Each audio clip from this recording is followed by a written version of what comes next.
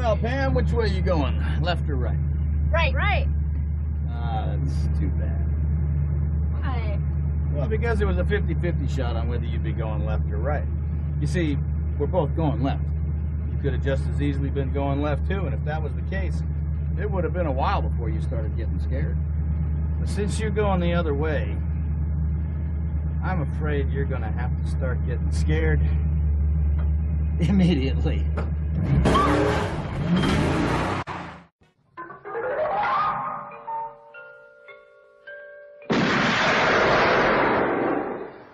Do you expect me to talk?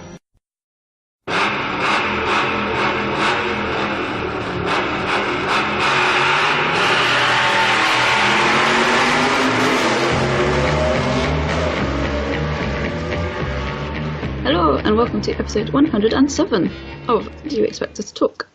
I'm Becca, and as always I'm joined by the fast and speedy Dave and Chris. How are you guys doing? Good evening, folks. I just had flashbacks to the Superman episode where you described Chris as faster than a speeding bullet, and I laughed very childishly at that. Yes. Why? Whatever do you mean, David? I mean, I'm getting older now. I should be slowing down, both in absolute speed and also in staying power should be increasing. I'll have to keep thinking about baseball and hoping for the best. I was just trying to figure out which one was fast and which one was speedy, but are they two vastly different concepts? Not really. The no. Speedy and the Furious would sound a bit shit as a franchise. I was going to say it's better than the Fast and the Furious. The So. Speedy and the Right Browned Off. That would be like the British version, wouldn't it? We'll cover those one day. Oh dear. I was a bit in the new Tomb Raider movie where he goes, "How the blazes did you get here?" And I just thought, oh, that's like the most English thing ever. Yeah, clearly not written by anyone who's ever been anywhere near England. No, exactly. Written by an American scriptwriter. Was it spoken by an actual Brit? Yes. Yeah. See, things like that. Spoiler alert. Yeah, things like that do make you think, like, could you not have mentioned in the script, like, actually, that sounds a little bit... Could the actor have gone, like, I know you think we talk like that, but we don't. Not Actually, really. we don't. Even if they are upper class. Mind you, I did date a woman once very briefly who, when she was, like, shocked or stunned by something, used to say crumbs. And I used to have to bite Crumbs. my fucking lip not to fall about laughing. Crumbs, grommet. Yes. You know what, I think at times I do say that. I go, oh, crumbs. If you're in certain but she would say certain company and you try not to swear, you know. She would say that's a go-to thing. Whereas like when I say it, there's an element of shots, you know what I mean. You say, "Oh yeah, so and so happened." They go, "Crumbs." Better than going, "Christ," or you know. You know, I was always worried, you know, that things would get intimate, and I'd finish, and she'd go, "That was capital."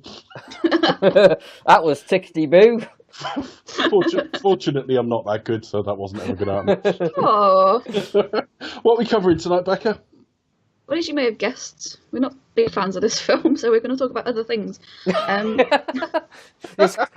Word of warning: this could be the shortest show we've ever done, bar the first one. It'll be the most padded show of all time. Yeah. So look forward to like weather reports. It's currently snowing here in England. I'm thinking of buying a new car. I might chat about that a bit. You know, we'll see. Oh, you can't.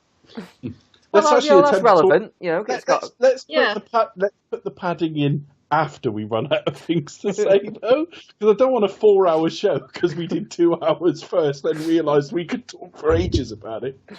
That would be amazing. Out of all the shows that take us to 4 hours, it's fucking death-proof. I don't think we've gone beyond 3 hours and 2 minutes so far. That was the third music episode, which is still the best of the music episodes. I always joke about it to people like Tony Black online, where they'll do an episode and they've gone, it's 50 minutes, and it's like, well, we guillotine at 182 minutes whether we're finished or not. He's the king of the short podcasts. Yeah, no, I always feel uncomfortable when they're too short of podcasts now, because I did like the first episode of Three Wise Men, and we stopped after a certain question because it was about 43 minutes, and I'm like, aren't we supposed to like talk for another couple of hours? This is Anyway, what are we covering tonight, Becca? Anyway, as Chris just mentioned, it's time to take a ride with Kurt Russell and hang on tight as we review Death Proof. Oh dear. Starring Kurt Russell, Rose McGowan, Zoe Bell, Rosario Dawson, Sidney Tamir Potter, Vanessa Bluto, Tracy Thomas, Jordan Ladd, Michael and James Parks once again, and Eli Roth, if you can spot him, and many more, but I won't go on. How can you written not and spot directed him? by Quentin Tarantino and released in 2007. Oh my god. A decade ago. Oh shit, was it? Yeah. Well, nearly 11 years, because not in this country, but in America, it came out around April '07. Came out somewhere around Easter. Yeah. We started getting them later in the year, but we'll come on to the because that was because of the performance of the film. We'll talk about that a bit later. So this was originally intended as a double feature with the Robert Rodriguez film Planet Terror. Yes, and it opened. I need to look this up because I've got a figure in my head that I don't believe. I cannot believe it would have done that badly. Let me just have a look. I have a feeling. Let me just look at its box office. It opened. Actually, I'm not far off. It opened at 11.5 million for its opening weekend. Now they were expecting something like 30. So it came out and fell below things like Blades of Glory, which was already out. Mm. So it opened as everyone was really wise after the fact as well. What had happened to the genesis of this film was very much like Robert Rodriguez and Quentin Tarantino, very good friends, don't live that far apart. Quentin's got a screening room, he's got his own projectionist there and all the rest of it, and he would host these double bills. And he would put trailers in there, not fake trailers, but trailers between the features for other films and so on. And they got talking about it. And I just feel like, again, we'll talk about it a lot in weeks to come with Tarantino, that there just aren't, there's no one saying no to him. Because this is just a real shit idea. You know, they were they had these crappy sort of Grindhouse double features of not overly great films that are sold as something a bit like in the fakes trailers, and when they come out they don't deliver anything they're promising because they don't really have the budget, and all the effects are very Roger Corman-y and all the rest of it. And they were like, what if we do it and we do deliver and we put all the scratches in and the missing reels and all the rest of it? And frankly, you are only appealing to an audience of people like Quentin Tarantino and Robert Rodriguez. I don't think there's mass appeal on that. And then when the film came out and bombed, people like Quentin were saying, yeah, I think we kind of messed people's evenings up because you've got two films and the trailers, and that's well over 3 hours, and people like to go to dinner in a movie. And, we've sort of ruined the sort of dinner portion because the whole sort of movie's too long. And I just thought, well, there might be something in that, or it might just be your film is shit. I have a hard time thinking that because a lot of films are quite long. There are films that do well that are about 3 hours, like Titanic, for example. So I don't think necessarily that's the reason. Just, especially when you go and see a Tarantino film, I think you kind of have an idea what flavour you're getting with it. It's not like a big sweeping epic. So maybe. I think there's a couple of further problems with it. I mean, like I say, it's a very difficult film to sell because, it's based shit, on these Grindhouse, but it's on purpose. But it's but it's also just as a concept. It's it's based on these sort of B-movie Grindhouse, double features. It's like half the audience isn't even aware of the fucking concept because most people don't watch everything. You know what I mean? Mm. It's too much of a niche market, isn't it? There must have been a marketing issue with it as well, because there were a lot of stories of people leaving after the first film. And I don't think that was just a quality issue. I think that was just, film's finished. Yeah. So they didn't know it was a double feature. They thought they were seeing a film called Grindhouse. I always wonder whether those stories are apocryphal, because I can't imagine going into it and not knowing you're seeing a double feature, but evidently that's what happened. So what the Weinsteins did to try to sort of salvage things was sort of split them up, clean them up, put a little bit of the sort of lost footage back in, because the Grindhouse cuts are shorter, and we'll get onto that, and release them separately. So I always thought we got Death Proof first. We didn't. We got Planet Terror in the autumn, and we got sort of we got Death Proof a couple of months later in this country. And it just ruined it for me as a whole experience. It's like, well, I've bought into what you're trying to do, what I thought the end result will come to, but I've bought into what you're trying to do. I'm looking forward to it. And then I go and see the film, and I think that certainly I can't remember how they were packaged with the trailers. I don't think Death Proof had any of the fake trailers. I might be wrong. So I went and saw an underwhelming second half of a double feature with a load of like unnecessary padding put back in. I was really disappointed with both of them, but at least Planet Terror was vaguely fun. And I'm not a Grindhouse expert, but I thought Robert Rodriguez bought into what they were trying to do a lot more in some ways. But yeah, that's my sort of history with the film. I was just really pissed off. It was 3.5 years by that point after Kill Bill 2, which, as we found last week, I didn't enjoy. So we're like 4 years on from the last decent Tarantino film, in my opinion. And it was just this self-indulgent wankery. Not in the same way as some of the stuff we've got coming in weeks to come, where it's just too long. But just in terms of the whole exercise being like something... People aren't going to be that fucking interested in Quentin, surely.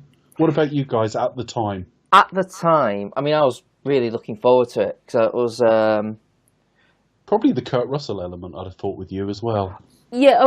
I think just in general, I think how I actually generally bought in the idea. I really like the idea of like a double feature. That's a really cool thing. Something to different do. as well, isn't it, Chris? Yeah, we didn't have that very much these days anymore, do we? And it looked kind of fun, and obviously it would be Tarantino, Rodriguez. I was huge fans of them, so it was just like, yeah, of course, winner. That's going to be great. I can't wait to go into a cinema and see that. Then we denied it. Yeah, and then then it was just like, oh, for fuck's sake, split. When they announced they were splitting up, I was kind of more annoyed by that. It's like, well, okay, I understand the fact that it bombed, but in a way, I was like, no, stand your fucking ground. Like, make your bet. See it through to the end. Don't try and like recorrect your steps, because I don't think that's really a good way to do it. I don't think it really solves anything. You're advertising it's in trouble as well, because we're in an era of the internet. People can fucking read. They can read that it's like gone wrong in the States, and now you're trying to salvage it.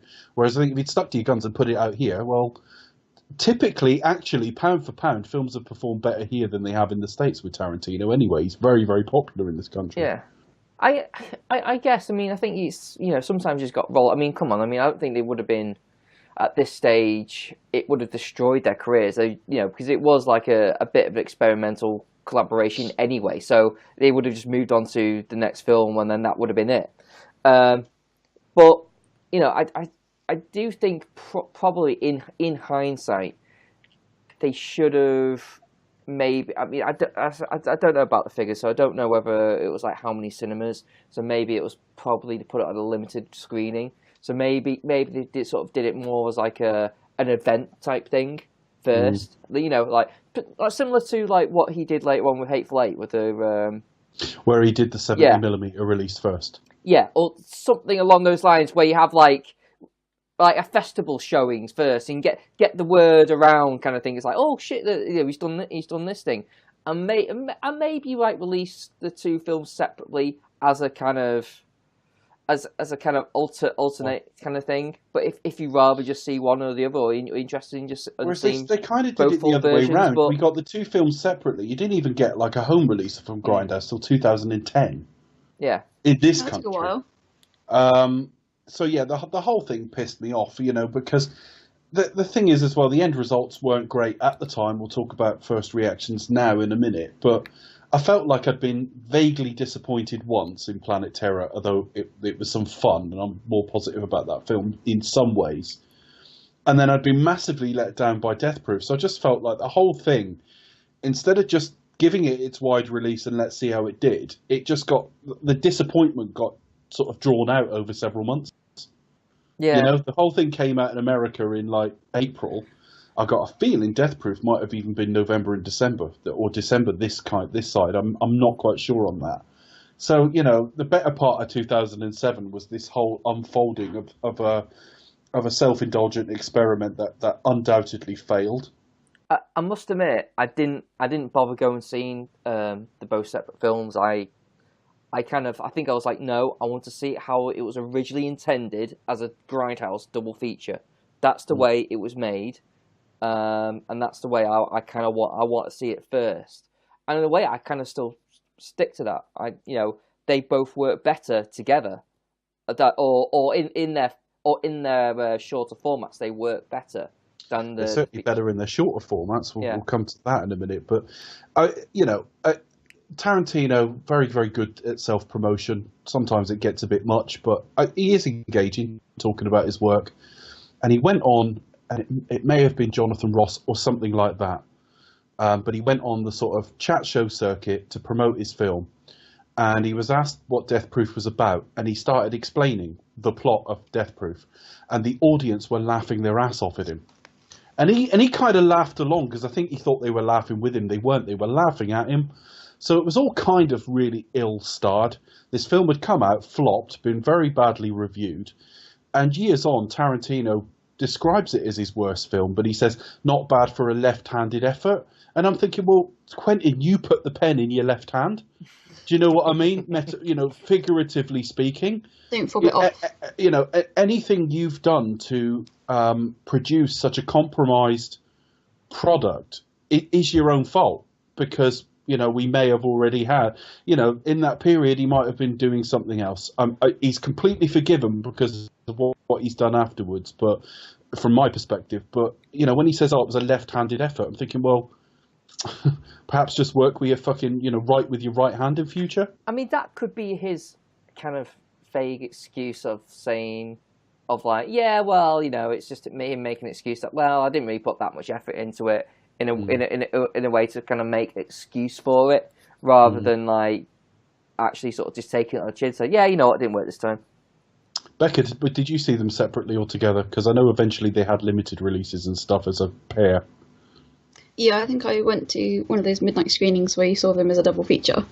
This is obviously whilst I was at what was I doing? I was doing something, and I had work the next morning, and I regret it. You must be over it by now. You're not thinking, fuck me, that's just ruined. I regret it 11 years on. I'm still tired. I'm still not caught up. So I blame QT for my Emmy. No, interesting talking about the critical reception of it, and also the popular reception. I seem to have this memory of Planet Terror being the film that was more favourably received, but perhaps that's not the case. But I think, it was one of the films had been split up, and it was kind of one of the few screenings where they were shown back to back, obviously with the fake trailers included in the screening. So that was a bit of a treat. I think I went to go and see this in Southampton. So that was an epic journey. Oh no, that was it. Yeah, because a friend of mine was, obviously I'd graduated by then, and some friends of mine were just on the first year of uni, so I thought I'll go to them and get some cheap tickets. So I went to go and see the double screening of that one. It was very knackered afterwards, obviously grossed out by the first film, and then I think I must have fallen asleep halfway through. But for some reason I seem to remember enjoying Death Proof a little bit more. I don't know why, perhaps it wasn't as gory, I don't know. Obviously it's still quite gory because he tries to ram people in with his cars. But hey, Tom Cruise would have set off at quite a fucking speed. Can't catch me. But yeah, no, that's kind of a binding memory. And then kind of watching it again today for this podcast, I was a little bit, as I say, well, shout out to Edgar Chapu, who also admits being very underwhelmed. I would have to say I agree with you, Edgar. Also a little bit underwhelmed. Kurt Russell, Sean Connery alert. Kurt Russell was probably the best film in this film. A stuntman, Mike. Splendid stuntman, Mike. Yeah. Showy Bell, Rosario Dawson, Vanessa Phillips, Sidney Poitier. Sidney Poitier. That sounds a bit rude. Shitney. Yeah, what was her performance like? Total shitney. Yeah, okay. I'll try that again. Kurt Russell is the best thing in this film. There we are. I don't think. I mean, he is genuinely terrific, and it's the one thing that he's wandered in from a different Tarantino film. He really has. He's very typical of a Tarantino character, and he fits very well, and he's obvious casting, and he wasn't the original casting though. He was going to be Ricky Rourke in the Stuntman Mike. That would have worked. That would have been really, really good. That would have worked. I would have seen that being played differently, though. I think it would have had an extra sort of dimension of sort of slight sleaze to it, almost, if it had been Ricky Rourke. Yeah, I can see. I can see as well. I can see Ricky Rourke.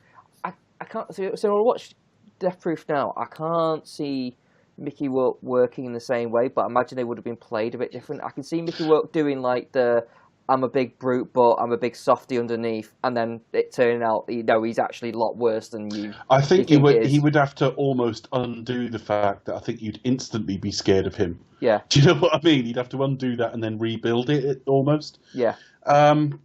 So the Grindhouse experience, then, the original versions of these films, they said they would watch a film and there'd be a missing reel and things like that. And they played into that. And Planet Terror had some fun with it. We'll talk a little bit about Planet Terror in a minute. There's a missing reel in the Grindhouse version of Death Proof as well. And they deliberately age the film. They do things like drag it around parking lots and things like that to really scratch it up. It was all kind of like physically scratched rather than Yeah. digitally scratched as well, which I think is fantastic. This plays much more into sort of Quentin's way of filmmaking because obviously, as much as they're kind of simpatico as people and filmmakers, they've got very different approaches in that Robert Rodriguez is very digital and sort of pushing the envelope with technology, albeit low budget, whereas Quentin is very classical, celluloid, really doesn't like the whole idea of his craft going digital and so on. But what they did was, I think they start with, there is a trailer before the film. I think Machete might be before the first one.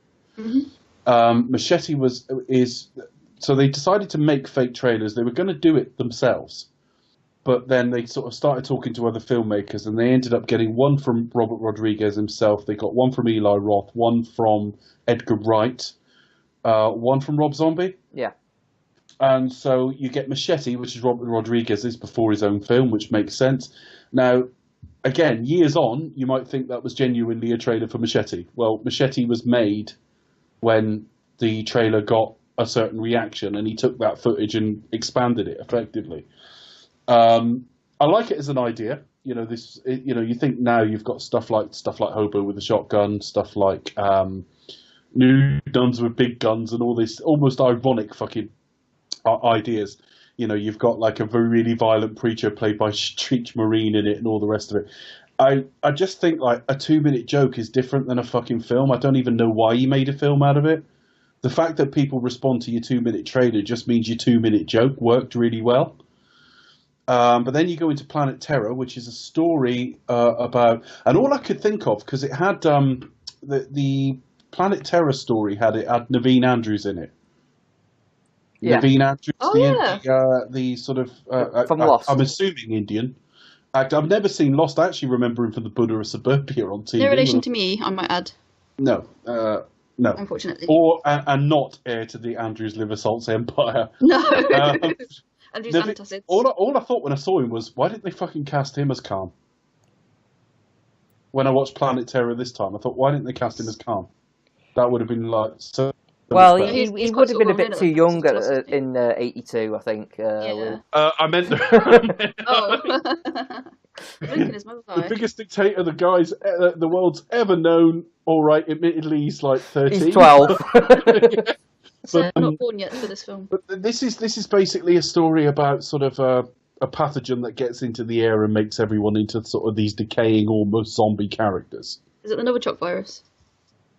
Is that what it's called? No, that's the I don't know. that's Well, gonna age this podcast. You can edit that part out, but that's the nerve agent that I didn't even. brought down the Russian spy. So the Planet Terror is a fair bit of fun, and there is a bit of crossover between the two films because you've got Marley Shelton in it as a doctor. You see her in Death Proof. You've got Michael Parks. There's a big crossover. And also Rose McGowan as well. Rose McGowan's playing a different character though. I'm No, talking about. you've got similar four actors who are going to cross over. Yes, what I'm saying is there's a couple of people playing the same character in the two films. You got Michael Biehn. I'm always really happy to see Michael Biehn. I cannot believe that guy didn't have a bigger career than he had. Although he was in some absolute bona fide classics, but only sort of a couple of them, and not quite the career. Is Rebel Rodriguez? He is the son of Robert Rodriguez. I thought he was. So no, hang on. I'm looking at the wrong one actually because it says born 1999. That definitely wasn't that guy. I'm looking at Tony. That's the wrong one. El Rey. Yeah, that's Freddie Rodriguez. Freddie Rodriguez. Yeah. Is he related? He must be. I don't think so. It's not coincidence. Okay.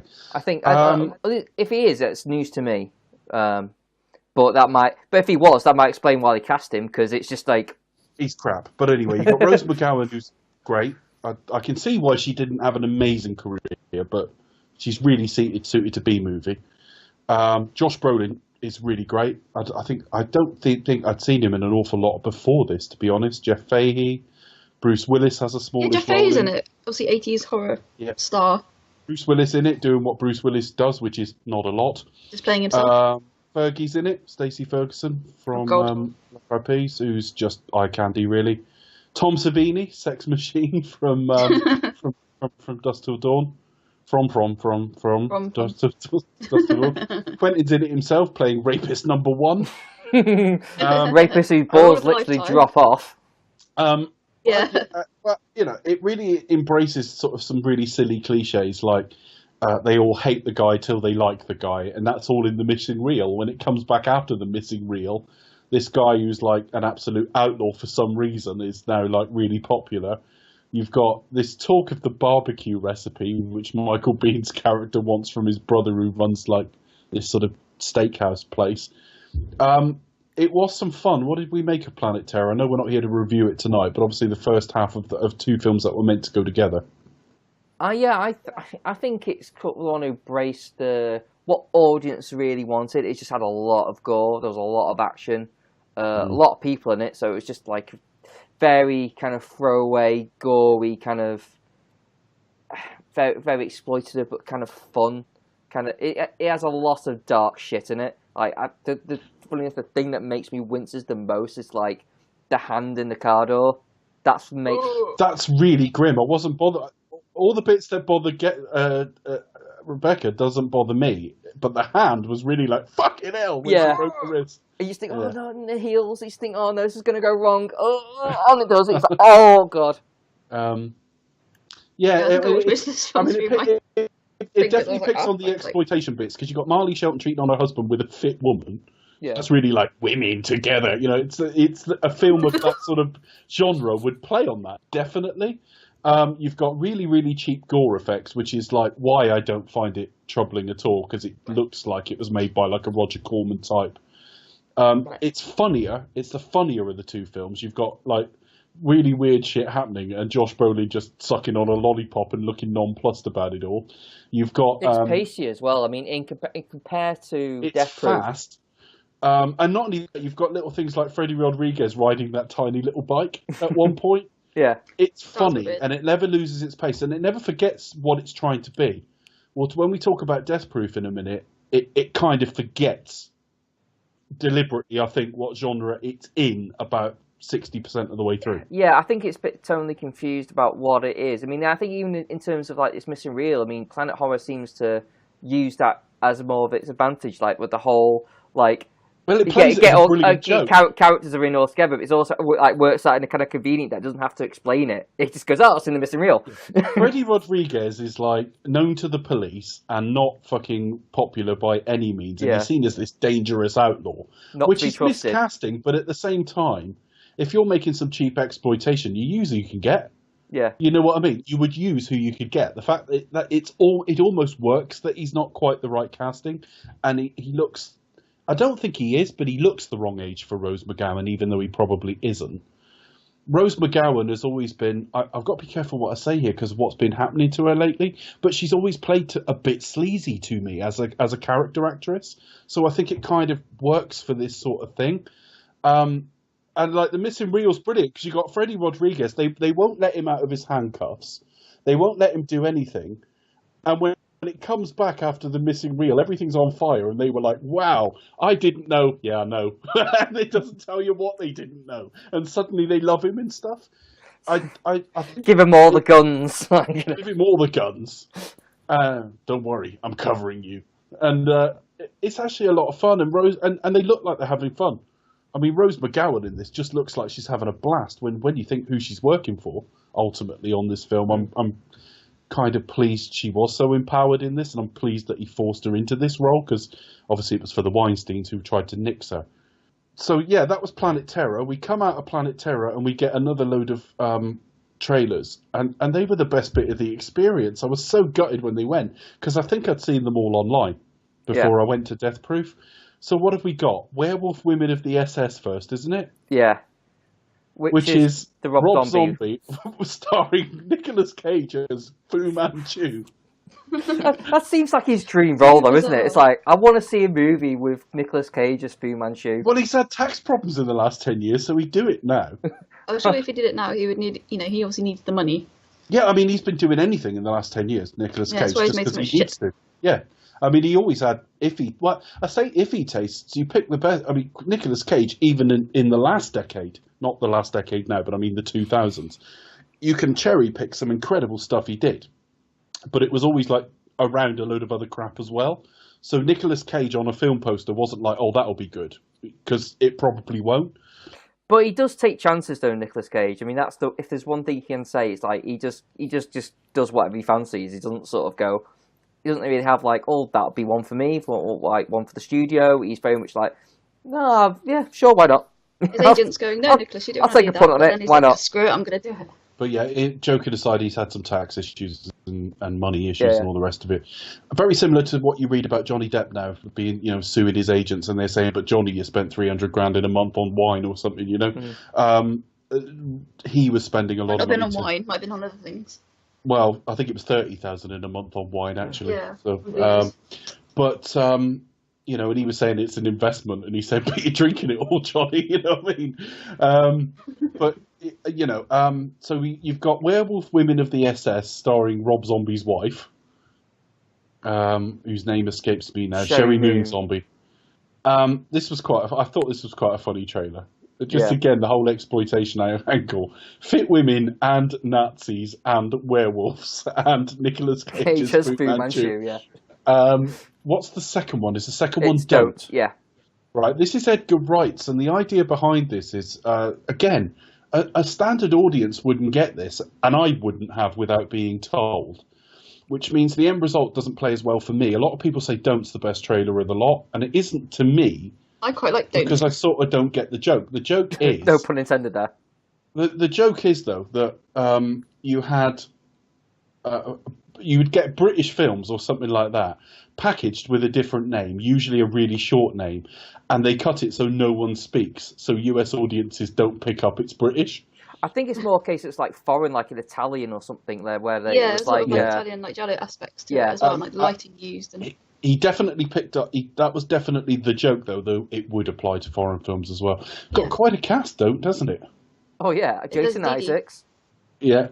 Ralph Jason Isaacs. Obviously, Simon Pegg and Nick Froster there. Katie Melua. Yeah. Lucy Punch is there. The stuff with the shot of Nick Frost is quite unsettling. That's a bit dodgy, baby I must eater. say. Yeah. Yeah. And then is it Thanksgiving? Yes. Eli Roth. Eli Roth's it's Eli Roth. effort. Yeah, Probably basically Halloween. There hasn't been like a Thanksgiving horror film. Why not? Now there is. Well, it'll probably be a proper turkey, to be honest with you. This and Machete are probably my favourite two of all the trailers. Just as trailers, I don't particularly want to see the film, mainly because of Eli Roth shit. I'd probably see Don't and Thanksgiving, even though I'm not a big Eli Roth fan. Well, it's just because it's a horror film set at Thanksgiving, It's just deliberately trying to... I mean, they deliberately made every shot, like, as action-packed as they could. And they also... I mean, you had a cheerleader jumping up and down on a trampoline Topless. And then landing on a knife. Oh. Yeah, topless. It's just like... It's meant to be. Well, exactly. That's the point of it. And then they served the Thanksgiving turkey, and it was a cooked human being. Oh, was there some like after shot of somebody like boning a turkey or something? It's the last thing. He's just there, like just fucking sort of like the cooked head of someone or something else. Really fucking oh my god, rancid. And I think that was it, wasn't it? Else? Thanksgiving is the last one. I mean, Thanksgiving is basically like the rip off of Halloween with a little bit of Texas Chainsaw. That's on the home release. I did read somewhere Hobo with a Shotgun was on some screenings of it, and very like Machete, they made that to a film afterwards. Yeah, which I thought was terrible, by the way. I really did not like Hobo with a Shotgun, but there you are. So that was that. So as an experience to this point, all good fun, I imagine. Well, I imagine I've seen it, but obviously I knew the two films separately, and then we move on to Death Proof. the two cuts are different. There's about 15 minutes between the two in length, maybe 20 minutes. Yeah, I think it's longer. I mean, I think it's about 90 minutes. The Grindhouse one. Yes. And it's about nearly 2 hours. It's 1:53 on the version I watched tonight. On the sort of full version. Most of the differences come in a couple of places actually. The story is that Kurt Russell is somebody who needs basically car crashes to get himself off, effectively, almost sexually.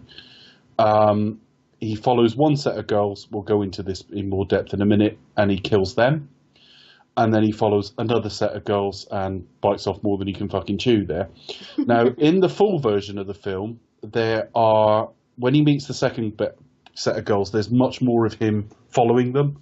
And, getting photos of them. We see all of that in the full cut. Second thing is, in the Grindhouse film, I'm not quite sure, in the Grindhouse version, I'm not quite sure where she goes to get off with that guy in his car for a bit. I don't think that's there. And also the lap dance is cut out, and fair enough. That's quite a long scene as well, isn't it? Fucking pointless as well, but we'll come to that.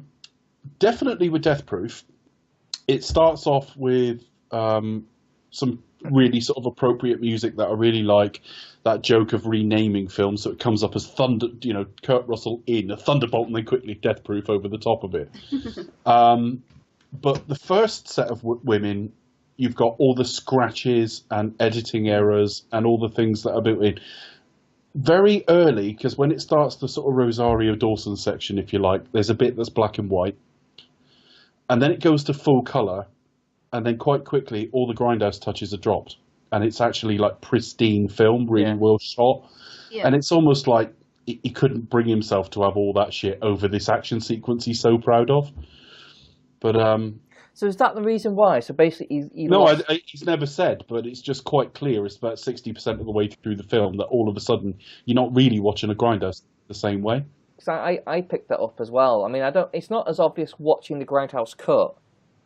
But it's just odd. I mean, you think he just ditched that for the rest of it then, in that case? If we're just going to do the full film, then just ditch the Grindhouse effects and then just leave the Grindhouse effects for actual Grindhouse.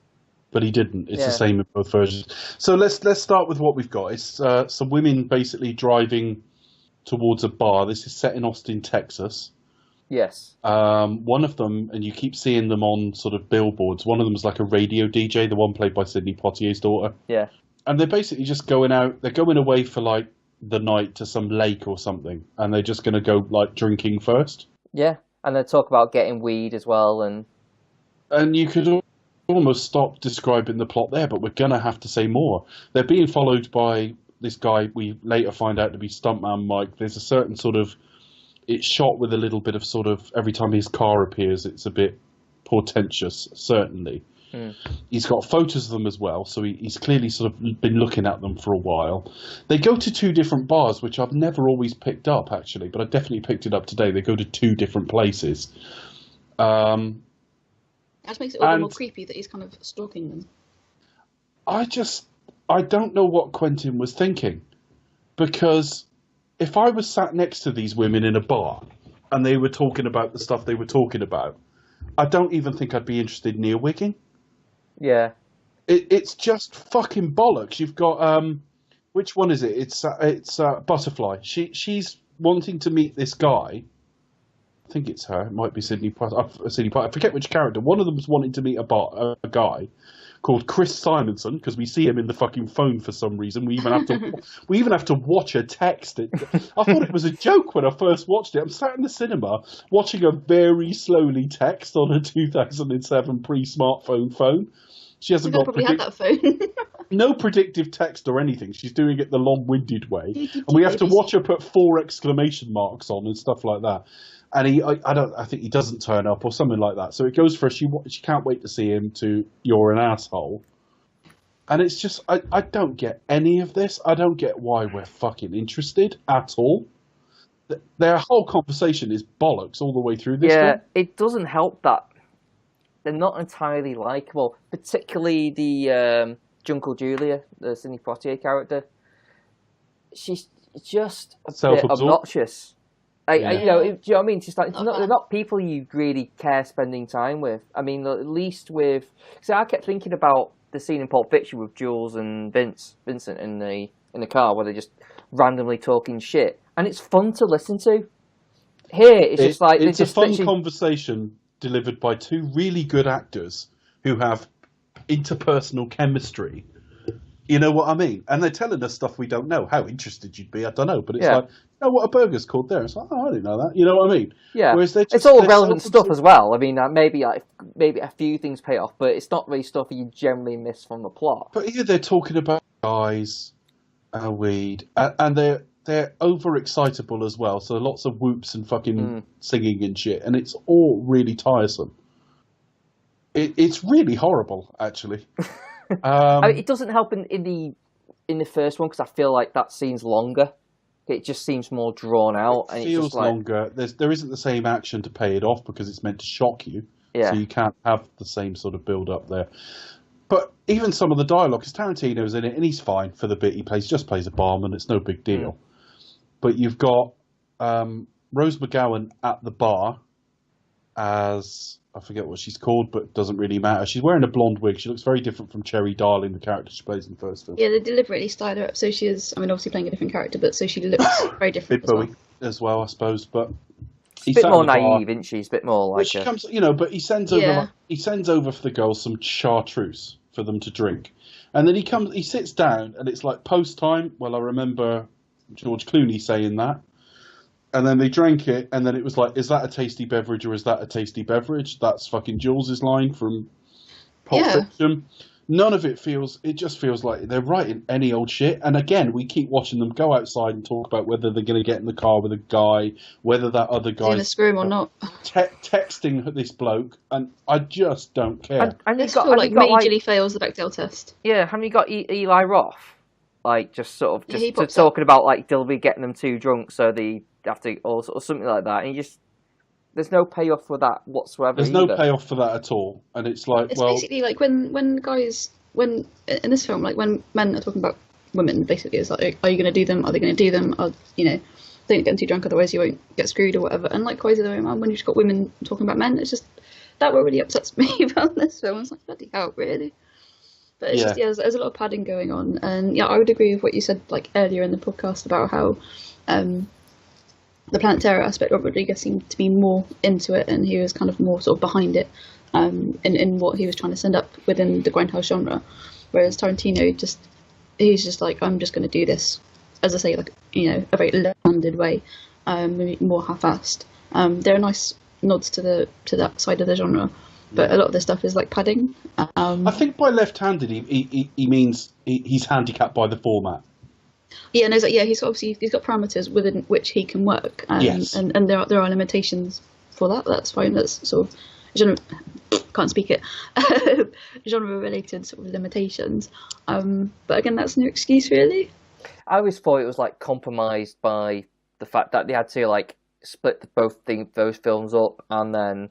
And again, pad it out unnecessary. I think if Tarantino was honest with himself, he would probably say the Grindhouse cut is the preferred cut.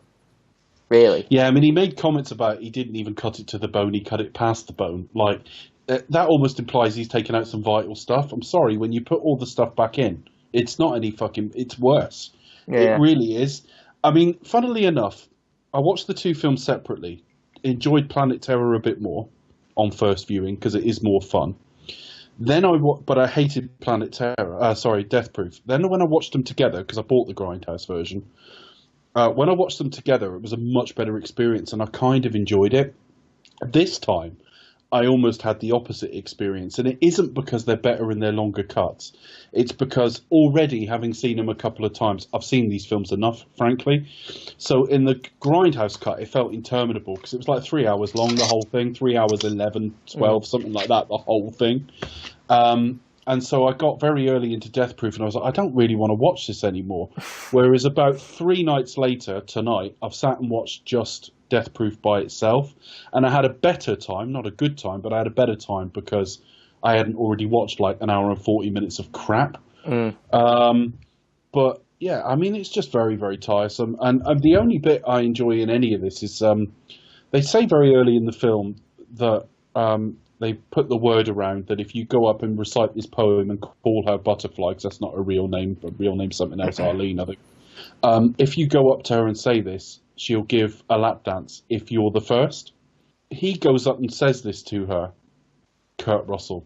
But he does like a little bit of an impression of John Wayne. And he's creepy and charming at the same time in a way that perhaps Mickey Rourke wouldn't have been able to do. And I was just sat watching him thinking, you are so much more talented than anything else in this section of the film. He is, isn't he? Yeah. That's why he's almost like it's almost like he's with a bunch of non-actors.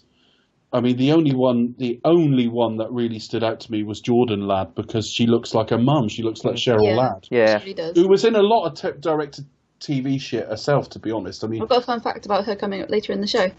Cheryl Ladd, I mean, for those of you who don't know her, to give you an idea of the sort of film she would do, I always used to say, when Erin Brockovich won the Oscars, you know, for like Best Actress, Best Film, whatever it won, I always said that it was a TV film, just elevated by like a bigger cast. I think Albert Finney was in it, and obviously Julia Roberts.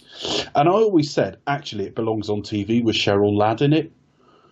That's the sort of shit she'd make, kind of just vaguely worthy TV bollocks. But she was a known actress, and obviously Jordan Ladd looks a lot like her. She really does look like her mum. Yeah, She looks the split. She looks like exactly like her, almost like. Yeah, it is really, really quite eerie how similar she looks. Yeah. So yeah, and of course in the full cut, she does the lap dance for him. It's an epic lap dance. Oh my god. It goes on. It goes on forever. The song's good. Yes, it's a good song. I like the shot where he goes. I must make this clear, and I've said it a couple of weeks ago. I'm not fussed about seeing nudity in films. If I want to watch fucking nudity, I can find it elsewhere. Do you know what I mean? Yeah. So it's not that I want sex in this film. I think Tarantino's career has been better for like staying away from that, to be honest. But I don't understand the concept of a fully clothed lap dance. I never have. Because there's no sexy otters. Well, what's the fucking point? What is the point? I'll do a lap dance for you. Well, I'll get vaguely close to you, and that's about it. I think it's pretty cool. Like, there's a shot where it goes like literally up the list of. Well, I went up the list, up the list of songs, and that's a fun scene to kind of stop and do it frame by frame and spot all the songs. But also, I've got another fun fact about that, about the jukebox coming up later in the program. Oh, that phone as well. The ringtone. One of them. Oh god, that's so annoying. Got Twisted Nerve as their ringtone. Which is fine because it's calling back to his own filmography, because we are in the movie universe, as evidenced by Old McCall being in it. Yeah, definitely. Also, one of the cars is just like the bride outfit in Kill Bill.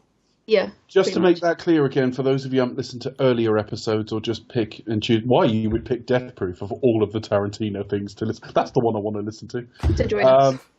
The movie, the theory is that Tarantino has his own movie universe, i.e., characters are related to characters who were in other films, occasion, you know, like Vincent Vega and Vic Vega and Reservoir Dogs and so on. Then you've got but then you've got characters, even when he does it in a different time, they might be related to either later characters from either his films or someone else's. Broomhilda in Django Unchained is meant to be the grandmother of Shaft, John Shaft from the Shaft films. His films are connected, but within that, you get films that are movies from that universe. So, i.e., characters like Vincent Vega, if he went to the cinema, would be watching stuff like Kill Bill and Death Proof. So they are not from his movie universe, they are from the movie universe. We explained that a few weeks ago. These are definitely from that movie universe, which makes me worry, because basically his movie characters are watching a lot of shit films, aren't they? Might explain a lot, though. So yeah, you know, this goes on forever. I can't remember at what point in the film in either cut we leave the bar. Rose McGowan goes with him. He's a stuntman. Hence the name Stuntman Mike. He's explaining this car is death proof, which means it's basically strengthened and fitted for big crashes pre-CG in cinema. But it's only really to protect the driver, and he's got her in the passenger seat. And he goes to chase these women to basically smash into them to kill them. That's all this has been about all evening. And I don't know how far we are into the film at this point, but it just seems ludicrous for the amount of plot we've just discussed. Well, about halfway through. I mean, we haven't missed talking about... It's quite a short film, Tarantino. we have missed talking about Kurt Russell eating nachos. Quite Yeah. messily. Yeah, he almost like, oh god, he kind of munches it. it kind of Wipe your chin off, man. And then he does. You're like, oh, thank God for that. yeah, but it is kind of like a gross introduction. But the film does come alive as soon as he's like actually starts being in it. It's like, oh, thank you, like an actual lead. We can some actual fucking talent on screen. You know, Yeah. It's not that the women are that bad. They're just not that good either, and they're not film stars. Any of them. They're not given anything. I think the characters aren't. We're not being given anything to root for. As I said with like Jungle Julia, we're just like, I don't care. I don't like you. I really don't give a shit about what's going on here. And it's So, they come off as self-absorbed people. So we're supposed to be interested in their texts to guys. No. I just, it would have been better if it had been a smartphone a couple of years later. But Quentin Tarantino fails the Bechdel test. texting so slow. Sorry?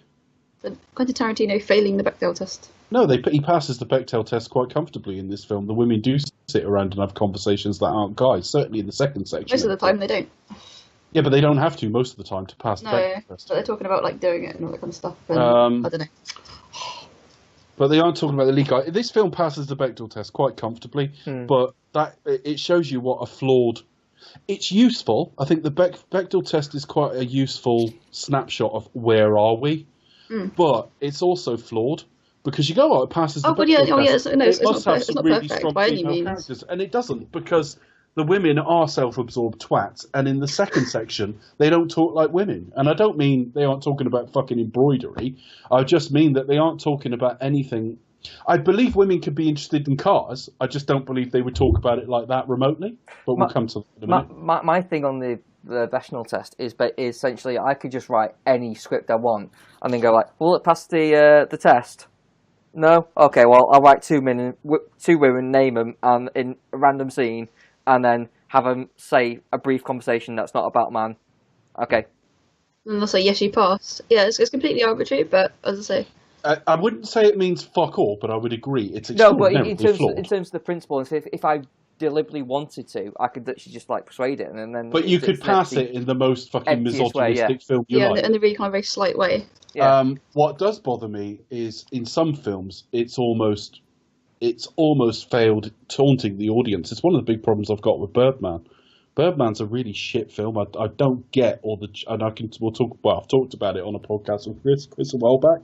But there's one scene in that film that has two women in it by themselves, and they just get off with each other, which is just like I'm sorry. Neither passes nor fails. Even with my mentality and sense of humor, I was actually quite almost offended by it. I was almost like, that is fucking like ridiculous. But there you go. So they leave the bar. Rose McGowan is immediately terrified because it's quite clear when that they turn a certain way at a junction. Well, he states it, doesn't he? He goes like, "You're going to have to start getting frightened or scared immediately." Yeah. And again, they're in the car, and there's just something about these women. Vanessa Felito's character's got a leg hanging out the window, or is it Sidney Poitier? I get those two mixed up. Yeah, it's Sidney Poitier. She's always got a leg out the window. Yeah, I just feel like put your fucking leg. Otherwise you're going to lose it, aren't you? It's not that she'll lose it. I just think I don't know. There's just something a bit like fuck off about all of them.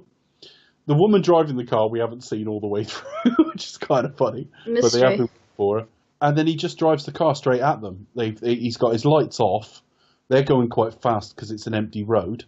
They think, and then he goes up to maximum speed right at them, switches the lights on at the last minute, hits them, and then we just see four repetitions of it, or 3 repetitions, so 4 occasions of it. So we see what happens to each of the 4. It's like a kill, isn't it? So it's like, okay, this is what happened to them. This is what happened to them. Yeah. Basically, the driver just gets a bit crunched, and you see basically glass coming at her. Sidney Poitier's leg just comes clean off. I don't know if that would or could even happen, but that's what happens there. Jordan Ladd gets thrown from the car immediately, and Vanessa Felito just basically gets a tire in the face. Yeah, she gets dragged back. You see her body fling off, but her face basically gets like taken shredded off. Yeah, she gets the brunt of it, doesn't it? Yeah. And that's that. He ends up in a hospital. It's a hospital that Marley Shelton works in, one of the stars of Planet Terror, playing the same person. Her father is Earl McGraw, so Earl McGraw's there with Edgar McGraw, the son. Number son, number one.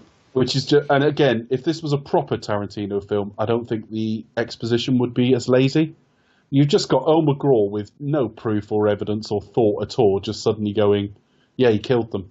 It's vehicular homicide. I can't prove it, but... I can't prove But there it is. But I need to say it to the camera. So... And yeah, I need to explain to the audience what exactly is going on. And Exposition well, why do that? Probably gets off on it. It's the It's only his way hobby, you he can, likes to do it. It's the only way you can like spill his goo or something. He says. It's a horrible way of putting it. But I know it's not the nicest substance. But one of the good things about the way the Grindhouse cut did it was I noticed the overlay at the end of Michael Parks explaining it back to actually when it cuts to the second round of girls, when you actually see him taking photographs of them like walking in a parking lot. It, has a nice transition, and it's uses time effectively. Whereas it's quick. Whereas in the full cut, it cuts goes, away to it that, stays, and then he pulls it in the car, and then he watches them for ages, and then he goes to lick a foot or something. Yeah. Again, you've got another Tarantino staple, which is feet, and it's just ugh. Yeah, he does show feet as much as possible in this one, doesn't he? Yeah, you got a lot of feet in this film. Yeah, it's not really. So if you got for this, good for you. Yeah, it's good for you. Well done, listeners. No otters, though.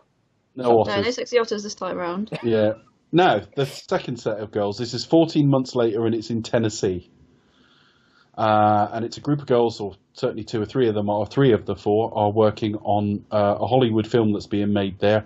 That's perfectly plausible because you do get states and counties having tax breaks to go there. Hence, Baby Driver was shot in Atlanta, for example. So that's plausible. You've got Kim, who is basically a stunt driver. You've got Mary Elizabeth Winstead's character, whose name I've forgotten, Lee. She's kind of one of the stars of the film. You've got Rosario Dawson as Abernathy, who is, I think she's a makeup artist. I think she does the makeup for Lindsay Lohan, she was saying. It's a Lindsay Lohan movie, which dates this film to a long time ago. Lindsay Lohan getting work. I think the last great film was probably Mean Girls. And they collect Zoe Bell, who's playing herself, and Zoe Bell is a stunt woman. She was the stunt woman for The Bride. Yeah. Fun fact, Other things as well, but that. And she really is the bum note in this because she can't act at all. I didn't mind her. I didn't mind her. She was okay, average. Yeah, I can't act, but she was okay playing herself. So I don't think she's average. I think she's horrific. You can tell that she is the non-actor clearly. Yeah, you can definitely. But I mean, what she lacks in acting ability, she makes up for in stunt work and stunt ability. I would hope so, Becca. But even she's a stunt woman, yeah. Well, she's a stunt woman, exactly. You've seen her in other films. She climbed right on the bonnet of the car and fell right off it. Man, ow, you bum! Then she goes, I'm okay. Shit, that's the one thing we thought she could do. No, I remember that bit where she's like, I'm okay, and that got the biggest laugh when I saw it at the cinema all those years ago. Similar problems to the first lot in that they do seem disproportionately talk about guys and cock and stuff. But the dialogue's better though. I felt a lot more. They're talking about they're better actresses. Well, or certainly a couple of them are. Well, Rosario Dawson is given the most to say, and she's the best actress of any of the women in this film. So she's pretty good. Kim gets on my tits after a while, but she's okay. Mary Elizabeth Winstead doesn't have an awful lot to say. No, this was new in her career, really. She was still... She was very young. Yeah, she was quite young in her career, definitely. Yeah, she was about 22. I quite liked her in Scott Pilgrim. I think she was hated Scott Pilgrim. Oh, I loved it. I actually think it's a really bad film. Oh, I love it. But then I'd have done a pause. I love Edgar Wright. I just hated that film. Yeah, it's very much a Marmite film, but I'm with Becca on this. I mean, it's a bit of an assault on the senses. I remember taking my dad to go and see it. I actually thought it was unbearable. Yeah, it's a bit very colourful. I hated all the DVD and the Blu-ray as well, and watching it on Blu-ray and being like, oh my god, I need to have a break. And then watching it on DVD and was like, I was so disappointed because it was Edgar Wright, and I've loved everything else he's done. Really. Have you read the books though? No. Don't read them. But I shouldn't have to. It's a film. I I will. Read I books. will. No, seriously, you will get more enjoyment from it if you didn't. Well, like yeah, it. I'm not saying the book. Yeah, but if you're saying I might have enjoyed the film less because I haven't read the books, then fuck the film. Well, That's yeah. all. No, that's the point, though. I mean, Yeah, if yeah. the books are great, the books are great. But if I need the books to enjoy the film, then the film's failed. Well, Yeah. no, but I'm saying there are aspects that you can enjoy from both of it. But I won't go into specifics. Yeah. Well, I know I'm in a minority. Yeah, most no, people loved it's like people say when you watch Harry Potter films and it's like, oh, the books are so much better. It's like, okay, yeah, well, I bet they are because they throw in more detail because they can do. 'Cause They're, it's a book. they're like 1,500 fucking pages, Yeah. aren't they? But yeah, Like with the Scott Pilgrim books, they're very easy reads. So I am concerned about rewatching Scott Pilgrim because I have come to the realization, and I've not watched it for a good while, that the fact that Scott Pilgrim is actually a dick, and I think that might ruin the rest of was the the film. problem. yeah, he's a bit of he's not your greatest hero. I mean, not that I He's ever an thought that. asshole. Not that I thought that. Well, it was back Michael. then, Right, but- Michael Cera. For a spell around then, Michael Cera was in everything. So I Yeah. was sick of seeing him. The character was an asshole, and Yeah. the ways they shot the film and the little tweaks and jokes and sort of pans and everything in it tired me after about 2 minutes. And I don't mean it was an assault on my senses. I mean it's like a 2-minute joke. You've worn out the joke now. Fuck off. So you're I not going to really go see did Ready like Player that One film. then? No, I've got to see For the same reasons. I'm still expecting. Obviously, minus. I'm just not expecting it to be very good. I'm seeing it tomorrow, so we'll see how it goes. And also, Oh, I'm not. wait. I'm not expecting it to be very good because I think fundamentally that's a film that needs a Spielberg who's about 30 years younger than he is now. He's still a great filmmaker, but I don't think that's a Spielberg film as Spielberg No, is. it today. does seem a very un-Spielbergian film for him to make. If that makes sense. I do like the poster though. The poster it looks very throwback, but we'll see how It the film does. is. It'll be fun to spot all the references as well. Oh, Yeah. It's- I'm maybe- sure maybe the it's like film an will era let you sort of know thing the as well. references. It'll be I like was going to say that. it's not going to be subtle about it. No, Oh, it'll terms be of very on the endearment. nose. Maybe it's because I don't know, because like the kind of era that Scott Pilgrim kind of covers. Obviously, Look, it's the kind one of flew era over the that cuckoo's like nest. Ready Player One covers. Like Dave, obviously, because you're a bit old, well, both of you are older than I am.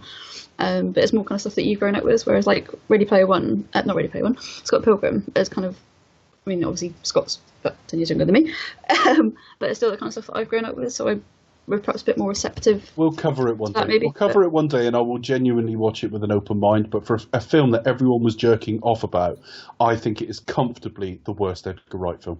Comfortably. But we'll come to it later on. People listening to this will largely disagree with me because I know I'm in a minority.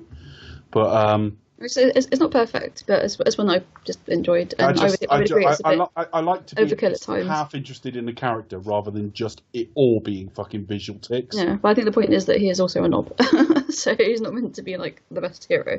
Fuck that film. Anyway, that just shows how much we think of Death Oh, Proof. anyway, let's About get all back things. talking to a good film. So back to Oh, bugger. So they head off. There's a lot of them talking. The conversation is better. The characters are better. The actresses Dialogue's playing better. them, with the exception of Zoe Bell, are better. But I had a real Dialogue's problem. generally better, isn't it? Yeah, dialogue's better. But when they get to the cafe or wherever it is they go, and they start talking about the Vanishing Point car, Oh, yeah. all four of them sounded like could have been played by Quentin Tarantino. They all sounded like him. I just feel like literally like him. It was something I hinted at last week in the Superman's, stuff. That there's a couple of times where I just felt like his dialogue didn't work. Now it's better than the first set of girls, but you got better actresses here. You got Rosario Dawson here, and they're talking about Gearheads and Vanishing Point and all the rest of it. And it's Quentin Tarantino stroking his own fucking interests. And I really thought this would lose half the audience because most people won't have seen Vanishing Point. Have you guys seen Vanishing Point? I actually haven't. But I know of it, so it's not like it's like... I haven't seen it, Like, but I what's saw this- Vanishing Point? No, I corrected it right afterwards. I saw it literally about a month after I saw this. I just think they don't talk. It's not the intro. I It's don't how they know. talk about it rather than.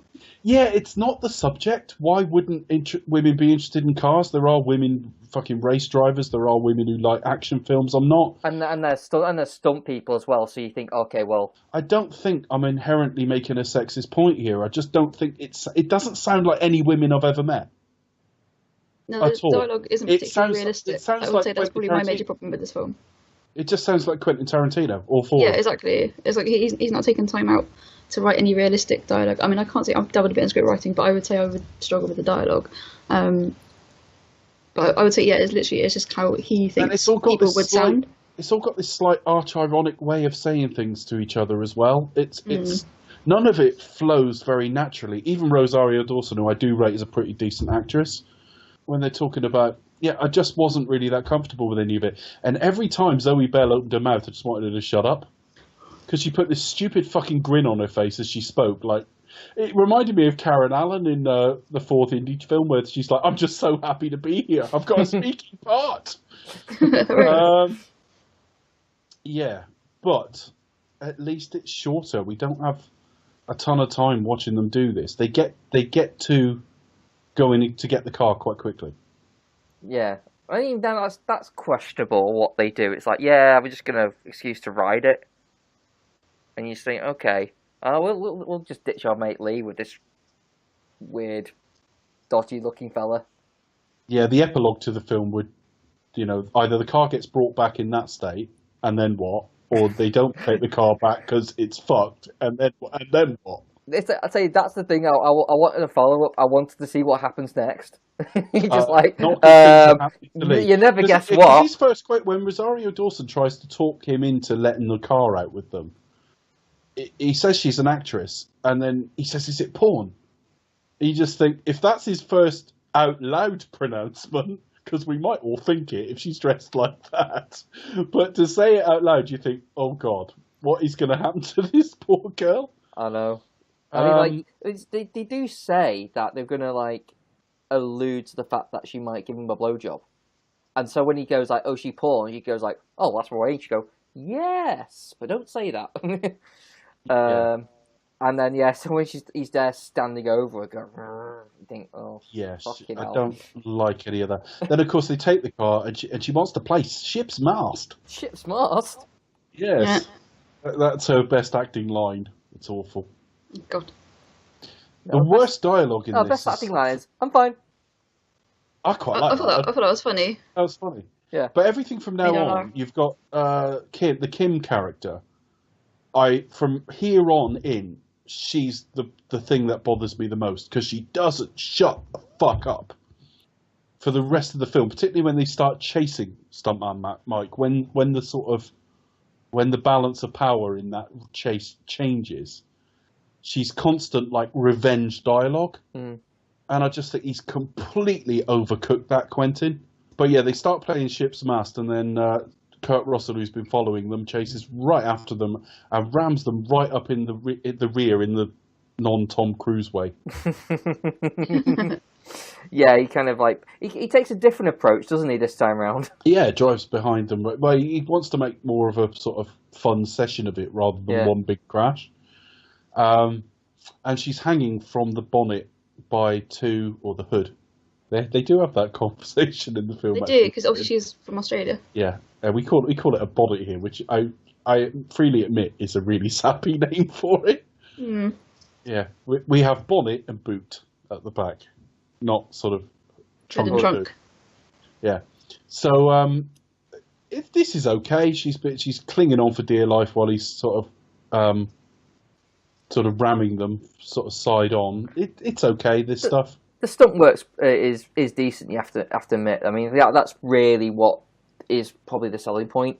It's one of the things about when Quentin's immediately, I mean, he's got rid of all the scratches, he's shooting it on a beautiful day, and it's almost like he can't bring himself to damage this. He wanted to, but he hasn't done a car chase before, not really. So it is it's another string to his bow. It's another, and he said he wanted to do it to sort of see if he was as good as he thought he was. That he wanted to prove he could do a car chase, and I think he's proved it here. Actually, it's really pretty good, and it doesn't go on too long, and it does sell me scapes, because even Kim, who's getting on my tits, she's got tears running down her face. They are genuinely quite traumatized by this. Yeah. And then so it's not really much to say other than the fact that they just it all ends with them sort of both skidding off the road. Yeah, I mean, there's some great shots in it, because there's a bit where Mike goes off the road. Yeah, you don't see Zoe fling off, do you? But No, there's a bit where there's a bit before that where he goes off the road, and the camera whips back just as he's spinning round to rejoin, and I thought that was a masterful shot. He would have had to talk to the stuntmen a lot to like plan that out. But yeah, they end up both going off the road. Kurt Russell gets out like, "That was fun, ladies." And then he drives. They shoot him twice. Once on the top of the arm. I think they catch him in the chest as well. Yeah. Or certainly the shoulder. And he drives off in a load of pain and sort of pours whiskey on it and screams. And he says, "Why? Like, how did this happen to me?" Which I found quite funny. He's like, "Why? Why has this happened to me?" Like, I was minding my own So this business. has never happened before. I mean, No. They get Zoe back in the car. She grabs like a big sort of metal pole to sort of bash him up with. I And they love how drive their off first after. response is like, "We've just survived this horrific attack. Right, let's go this kill him." motherfucker. Like that was like, that's not quite a realistic response. That's not I suppose usual. that's an edge to that is a sort of nod to the exploitation nature of the film. You just make these narrative leaps to put in whatever action sequence you can. But they chase right after him. And as I say, action-wise, I think this is all pretty good. I mean, the reveal, he forces them off the road at one point and they go over like a raised bit of ground. And as the camera sort of reveals that they're still there and the music kicks in, it's all really well edited. But I just wanted the Kim character to shut up. "I've got you now, motherfucker," and all this sort of thing for about 4 or 5 minutes. I'm going to tap you. Oh, I can't let you go till I tap It's like, that just ass. shut up. We don't need constant fucking commentary on this because you're talking shit anyway. It's not enjoyable, but the action's pretty well shot. And he's terrified, and he's going, "I'm sorry, I didn't mean anything." You know? Yeah, I do you not find that the two things, just the two like sort of parts of the film, kind of just don't really match well together? Like I'd have bought, because you would describe Death Proof as like a slasher film but with a car. Now I would have thought that he would have spent like a considerable amount of like the first half of the film setting the characters and seeing him stalk around like he did do in the first part of the film, and then the second part of the film is like picking them off one by one, chasing them terrified using his car. I would have thought that would have been like the more typical setup of the film. Not two completely separate groups of girls, and the first group are fucking unlikable twats anyway. And also the sort of his mode wasn't to like, the second lot of girls. It's almost like he's playing with his food. The first one, it was lights on, crash. That was it. It was almost take them by surprise. It almost was like a slasher, like appearing out of nowhere. Whereas this one, he's sort of, like I say, he's playing with his food. He's following them for miles and sort of bumping them a bit and then smacking them a little bit more and so on. It is two very different ways of approaching it. Just as I don't, in that logic, completely understand why he's got Rose McGowan in the car in the first lot. Maybe it's just for exposition. This car's death proof because. I don't know. Yeah, I think probably. I mean, I did always wonder what they do to the body, but of course, like the crash, it would have been like, oh, I was taking her home and the accident. So eventually, he forces them off the road. They take the sort of high road and sort of come in almost under him. They sort of come down and sort of just sideswipe him and flip his car. She's already sort of beaten him a bit with the metal pole a bit earlier when they forced him off the road. He gets out of the car. They drag him out of the car and just punch him repeatedly until he's out, and then suddenly they jump in the air and it's the end. Yeah, and then Rose McGowan like sort of just like smashes his face in. Rosario Dawson, yeah. Yeah, sorry, not Rose McGowan. Yeah, she comes back from the dead. And then the music over the credits, which I'm not quite sure what it is, I quite liked. I thought it was quite cool. I was enjoying the credits. And then that is it. That's pretty much Death Proof. Pretty much the film. Yeah. Well, it's half of one film-ish kind of thing. I mean, yeah, there was never going to be much to this episode. No. We did get a D.D. Dozy Beaky Mick and Titch reference. You mentioned a couple of podcasts ago. So I know. That's a fun fact for you there. She pronounced it Mitch, so I'm like, you're not much of a fan then, are you? No, she obviously can't pronounce it properly. So. No. I mean, I guess you got the thing about the people who are his match are actual stunt drivers or stunt type people. So it's like stuntman might actually versus stunt lady. So there's probably that element. I think that's probably what enticed Tarantino to do the two different things. I don't know, but it's just I don't think it's very well thought out. But then again, you got to think at the time, it was based on like a B movie Grindhouse thing anyway. Yeah, and they do have strange narrative leaps, and they do have sometimes quite like hastily written dialogue. Let's put it that way.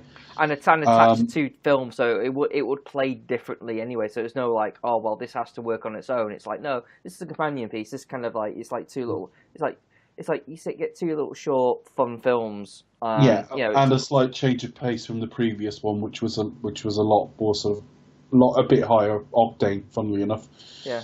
To use a car analogy, but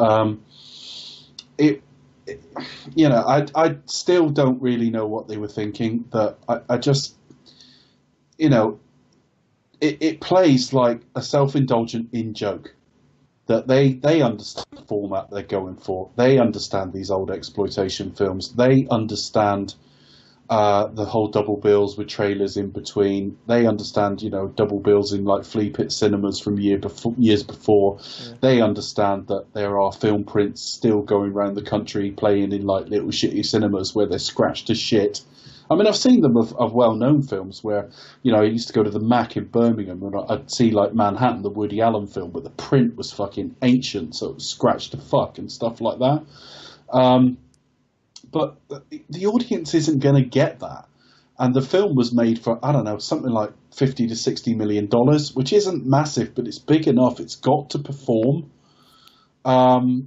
And it just didn't. And I can see why it didn't. I mean, unless you are bought in by the name recognition of either the directors, and that's going to be limited no matter who you are, just name recognition, because even big directors have flops now and again, or you're brought in by like a Kurt Russell, like you want to go and see the new Kurt Russell film. Well, Tarantino said at the time Kurt Russell's career wasn't exactly in the toilet, but he was doing a lot of not particularly badass stuff. So I created this badass role for him. Well, he wasn't opening films just by himself, as a name, Kurt Russell. Let's go and see the Kurt Russell film. That whether he ever did is questionable. He kind of sort of quieted down his career. I mean, I think the only film I can think he was doing at time around that same time was Poseidon, and that was it. It was.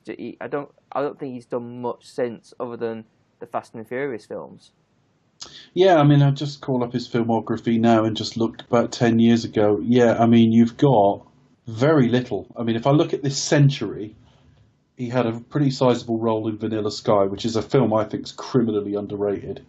But I know a lot of people don't like it. And then you're right, you've got Poseidon. And then he does another film that year called Cutlass. Didn't do anything for 4 years. And then there's nothing for a couple more years. So, yeah, I mean, between this and Furious 7, there's like 4 things. And one of those is a short film. So suddenly he's got busier again in the last couple of years. He's actually made, Death Proof, then a short film, then 3 longer films, then Furious 7, and they're 8 years apart. And then since Furious 7, he's done 5 films. One of which was Tomahawk, Hateful Eight, Deepwater Horizon, The Fate of the Furious, Guardians of the Galaxy 2. So he's been busier in the last few years, certainly. But yeah around here he was doing nothing. So you're very unlikely, no studio thinks, well, it'll open massive because we got Kurt Russell in it. Certainly, as much as I've got immense respect for the guy. So I don't know how they thought this was going to be a big film, because even critics, even if they completely understood what they were trying to do, did they think they were going to get a massive critical raves for this? Particularly when they're cutting out reels and having bits that don't make sense and deliberately cheap effects and scratches. And the average audience would go to this and go, what the fuck is this? But they didn't even get that far. It's not even like big opening weekend, then poor word of mouth. It was weak opening, weak performance overall. Hugely disappointing, and just that's a final thought from me, really, that I look at this film and just don't know what they were thinking to even bother. It's almost like if you had money to waste, it's almost like you'd make a little cheap movie for your family and friends or something, not a big budget film to put out into the world because there's no market for this. There just isn't. Some films can. I mean, next week we're going to cover a film that's only 30% in the English language, and it performed really well. But that's quality. That's just It's quality much better than this week. transcending, expectations, because there's not necessarily a market for a film that's mostly in French and German, to be fair. But the film's so good it doesn't fucking matter. On first viewing, both films played poorly by themselves. Death Proof almost played worse because there was no real sense of fun in it, and all the characters were just terrible, with the exception of Stuntman Mike, who I think would stand comparison with any Quentin Tarantino character, or at least any Quentin Tarantino archetype, I suppose, more than a character, because we don't learn much about him. Would you rather see Stuntman Mike in a better film? Yeah, definitely. I just think, he's had his opportunity. Kurt Russell, who is a bit of an icon in his way, there are bigger ones, but he is a bit of an icon, got to be in a Tarantino film, and it was this. And I think that's a real shame. I wish... I forgot he was in The Hateful Eight, actually, bizarrely, because I quite like The Hateful Eight, and he's quite a big character in it. But when I watched this at the time, I do remember thinking, well, he could have been like Vincent Vega, for example. It would have been different. Skip this and then did Hateful Eight first. We can't do it first because it was after. But I mean, well, no, but so instead say for example, instead of even, I just think if Tarantino comes calling, if you're interested in the work that man does, you say yes. Particularly when he describes the character to you, and you're going to play this Stuntman Mike character, and you got this car that's quite, going to be quite iconic and stuff. I can see why everybody would say yes to this. I would, as a working actor, I can't imagine saying no to Quentin Tarantino. I think most actors would pretty much have that idea. It's like, yeah, well, whatever, just for the sake of saying, well, I work with Tarantino. Yeah, I know, and you do sort of, they do start ticking them off who they've worked with, and it's like, I got to work with Ridley Scott, I got to work with Martin Scorsese, I got to work with Quentin Tarantino, and his name is in that sort of pantheon now, that he's one of those that you want to say you work with. Not necessarily to the exclusion of other people. I'm not saying actors are out there going, I must work with Quentin Tarantino, but he would be in that list of people. Christopher Nolan would be there now as well. I would say now Denis Villeneuve is coming into that sort of realm just about. He doesn't have quite the same name recognition as a Nolan or a Tarantino, but he's starting to move into rarefied air. That the stuff he puts out is distinctive and high quality, and people are like, I want to work with that. So I can see why people work with it. I saw Grindhouse together, as I said earlier, about 2.5 years afterwards when it was released as a Blu-ray. I'm with Chris, but I'm not with Chris, in that today, if I have to watch Death Proof, I'd rather watch it on its own than with Grindhouse, because the whole experience just wears out its welcome now. Or you can watch Grindhouse, but I get that, but the point is, I feel like I'm watching half a film then, because that's just the way I am. I do think it's still.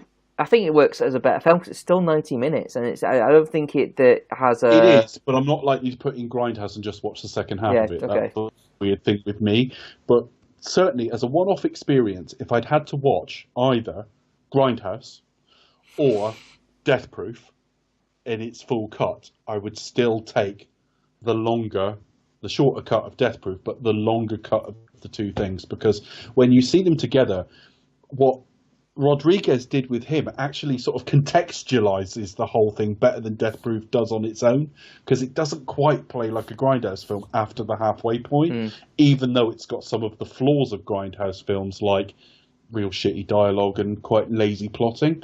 I still really struggle that Tarantino ever made this. There are filmmakers that are as famous as him that have made probably worse films than this, I'm sure, and at least there's a terrific car chase in it that actually showcases the man's talent.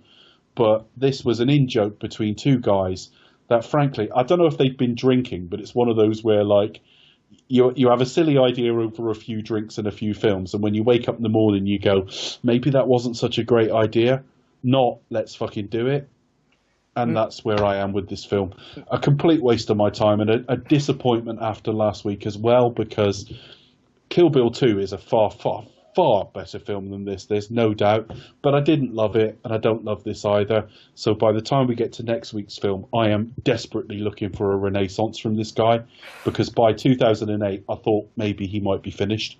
Yeah, there was definitely a thing about Inglourious. Everyone was still excited by Tarantino, and there was still like hype and expectations. But had Inglourious Basterds not performed or was disappointing, that probably would have been it for Tarantino. He wouldn't have been quite the same.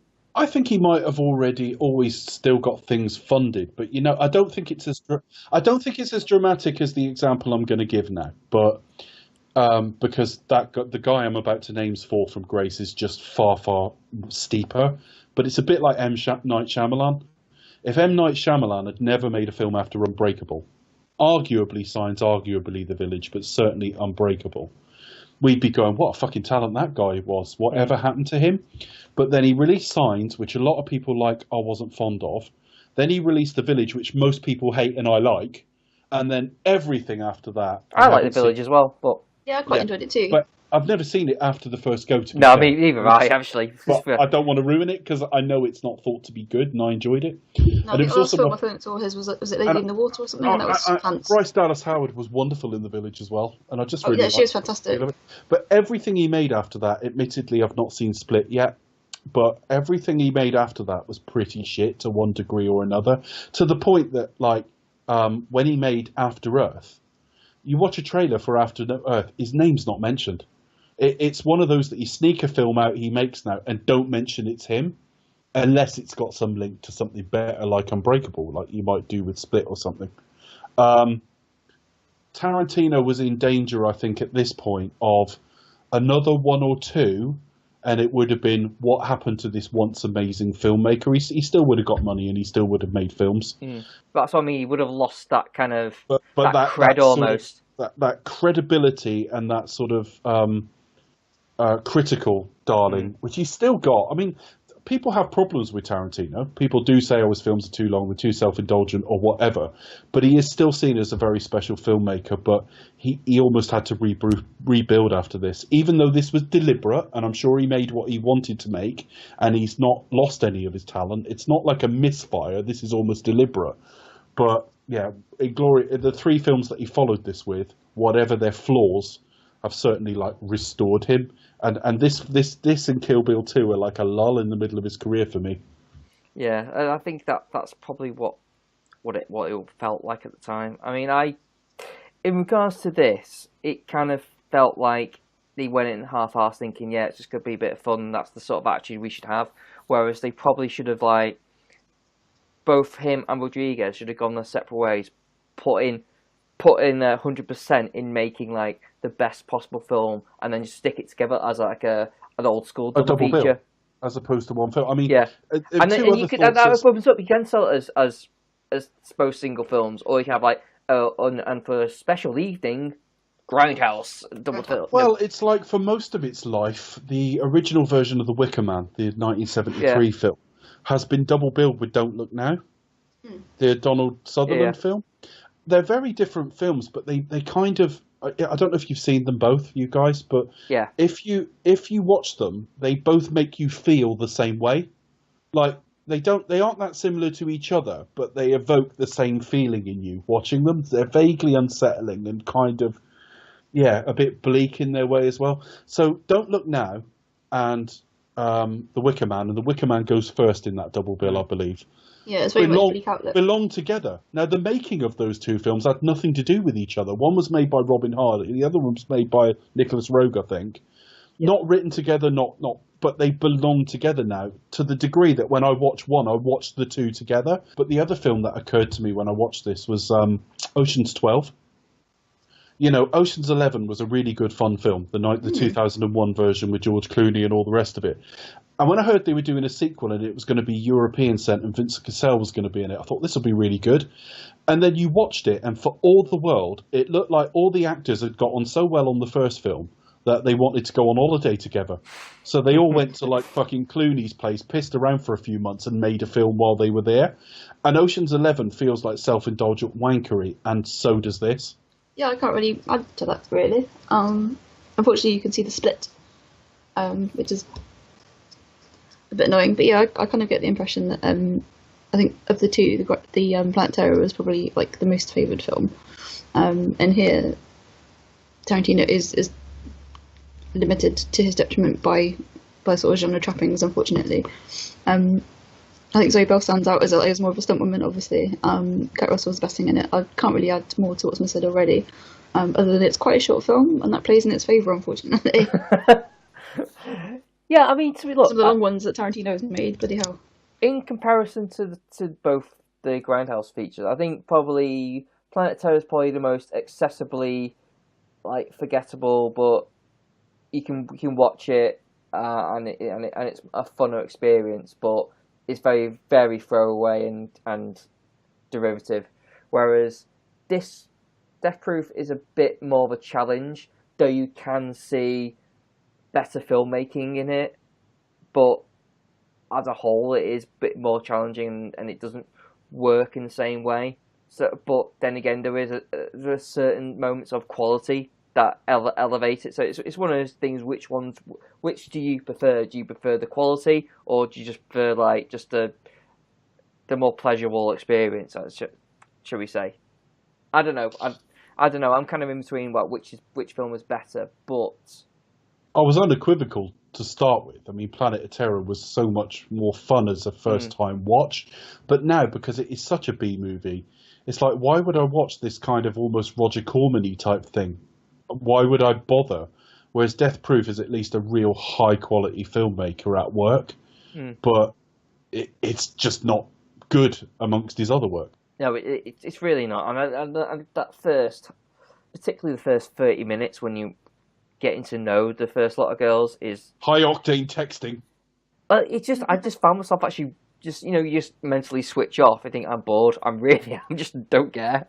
Yeah. I'm like, okay, no, I'll try and engage, and I just find myself just drifting off because there's nothing keeping me here.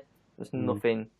So that the film really suffers with, but there you go. It needed to be the second set of girls and a completely retooled plot as to how he engaged with them. Like Chris suggested, I've never thought about other ways to do this film. Yeah. But almost like picking them off might have been a bit better. I don't know. Yeah, because you could have had like a larger group, and then you could have had like an initial crash, and then be like another set of girls like their thing. I wonder where they're on. He picks them off one by one in a car, or he tries to do it again. It doesn't quite work, so he has to chase them.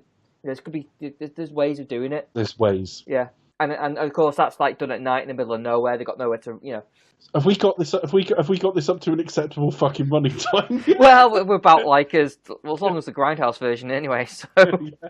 All right. Can we learn any more about this pile of fucking shit, Becca? Unfortunately, we can. Yay. Also, I think it was Kurt Russell's birthday yesterday, 17th of March. How old is Kurt Russell?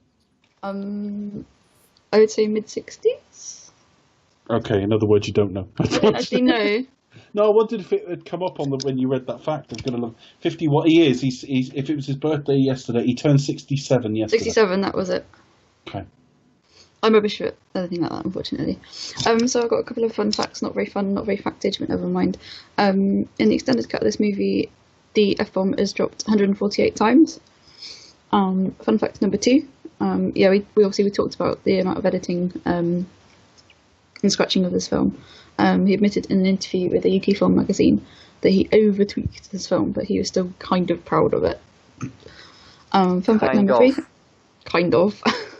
Well, the critics rave. Ew. Well, given that Tarantino loves everything he does, then I'm pretty sure. I was going to say, this is a man who thinks he's a genius, and frankly, I kind of agree. So he gets a lot more latitude from me saying that shit, because like I kind of think he means it with quite a good heart under it all, and his career has kind of backed it all up. So when he's going, yeah, I guess it's all right, even he knows it's shit.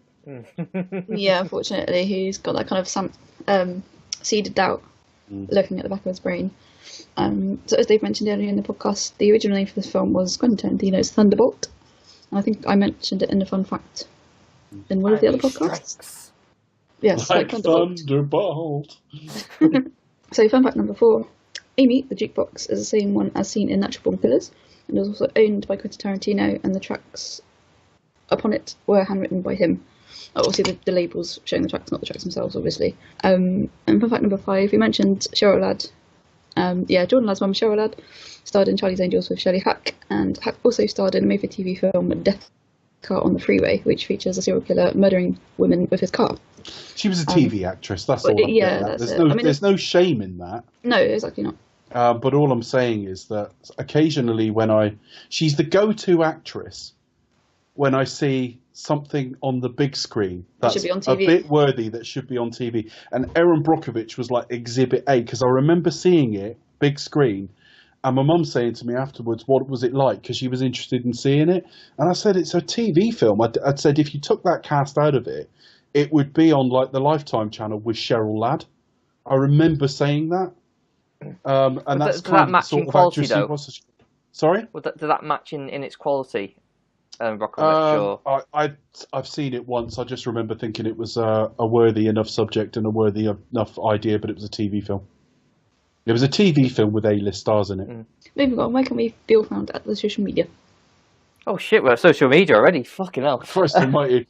Say it really slowly, Chris. You can. The Pasty Kid 1976 on Twitter. You can find me at Cinematronics on Twitter. You can also find the shows which aren't on iTunes anymore, the original Bond series. But you can still find them at cinematronics.co.uk. So there is actually a point of saying the website now, which I've always thought was pointless. But there you are. But we are losing those episodes. But I honestly think we'll end up doing Bond again one day, because the idea's taking seed in my head now. It's like, we do them again! But it'll be fucking years away, though, because there's so many series I do want to do. But yeah, we've got all the westerns first, so... Yeah. Yeah, we'll do all the westerns first, don't forget. Well, Marvel's going to take us about 6 months. Oh, Christ. No, I'm actually looking forward to doing Marvel movies. So am I. But that always happens when I get towards the end of a series. My brain starts shifting to the next one. I'm still loving it. I hope it doesn't turn into another Star Wars. I hope it doesn't turn into another Star Trek. Yeah, exactly. I mean, we all really enjoyed it because I know there was a lot of them, but it's just the fact they kind of went down in quality. The films weren't that great on average. No, but I think Marvel, for example, there's a couple of them that are minor blips maybe, but generally they're all pretty much of the same quality. Yeah, not only that, you got different leads each week and slightly different tones and different subgenres. Whereas Star Trek, the last few films, with a couple of exceptions, weren't very good. The thing is, we were all feeding off each other because, like, I sensed you weren't enjoying it, Becca, so I was enjoying it less, and I was glad. Oh, sorry, did I bring you all down? No, not at all. I'm just saying. I wasn't familiar with them. No, I'm just saying you weren't enjoying it. I wasn't enjoying it. Chris was kind of like... It's a natural vibe, isn't it? It's like a... It's just a vibe, yeah. It's just... Whereas Bond... we're Bond fans anyway, but like, if there were 37 Bond films or 50 Bond films, we'd have gone through all of them happily. And I think Marvel will be like that. I don't think I'll have the slightest problem with it. Star Trek is this very singular thing, and the films are of patchy quality compared to a lot of the TV stuff anyway. And the best Star Trek films are the original crew. They are. So you're through all the best stuff in the first 6 weeks, and you've still got like however many weeks to go. In fact, we did 19 episodes, if you count trailers and commentaries and that. We did 2 commentaries from the original crew, which means after 8 weeks we were done with the original film. We still had 11 weeks to go, and we'd done all the best films. That was the problem. Whereas, Marvel is much more sort of a little bit up and down, but it's not up and down too wildly either. Even bad Marvel films are all right. On that note, you can find us on Twitter at expectustotalk. You can drop us an email at expectustotalk@gmail.com. You can find us on YouTube, Expect Us to Talk, but also we've begun losing our James Bond videos on there. As Chris said, obviously YouTube's fine. Everything's on YouTube. Oh, just iTunes. It's iTunes and Stitcher. Basically, that you only get the last.